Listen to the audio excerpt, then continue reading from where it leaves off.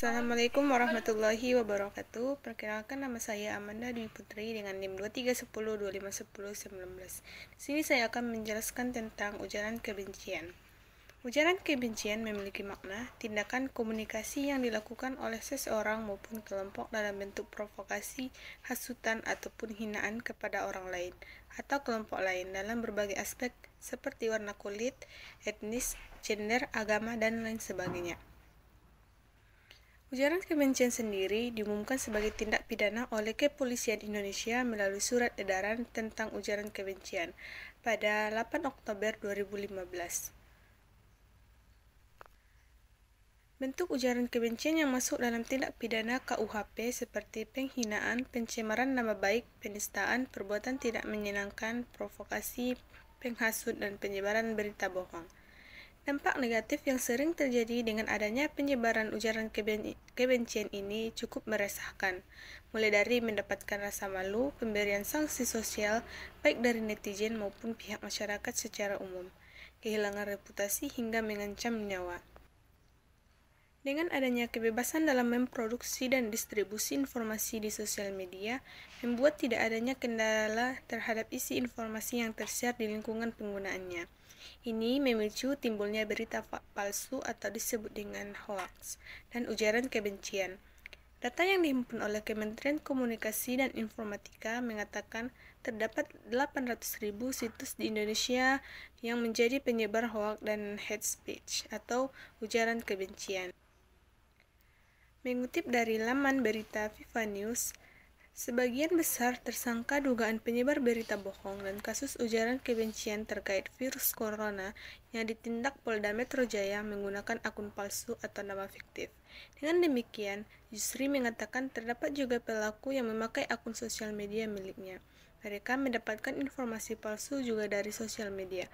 Kemudian mereka memposting dengan tidak memeriksa keaslian informasi.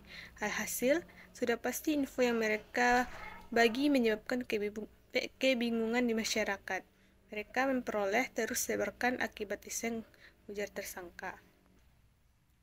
Ujaran kebencian ini bertolak belakang dengan konsep kesatuan saat berbahasa dengan etika dalam berkomunikasi.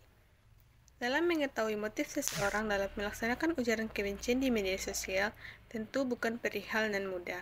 Terdapat berbagai kendala seperti malu, takut, berlebihan, tak mau mengatakan bentuknya juga beragam dimulai oleh nyinyir, umpatan, atau hanya ejekan kepada teman dekat saja.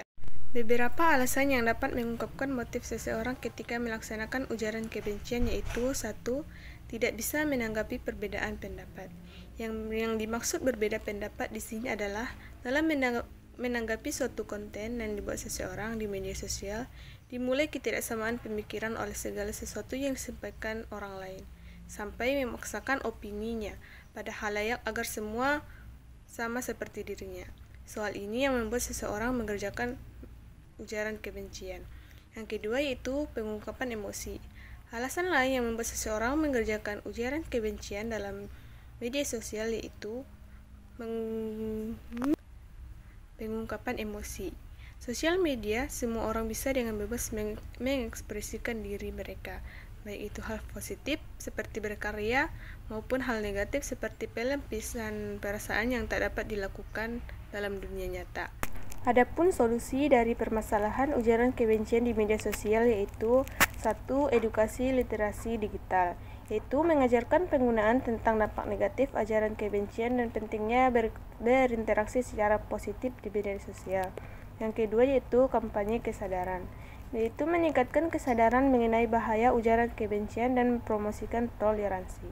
Yang ketiga yaitu penegakan hukum, memperkuat undang-undang yang mengatur ujaran kebencian dan memproses pelanggaran dengan tegas.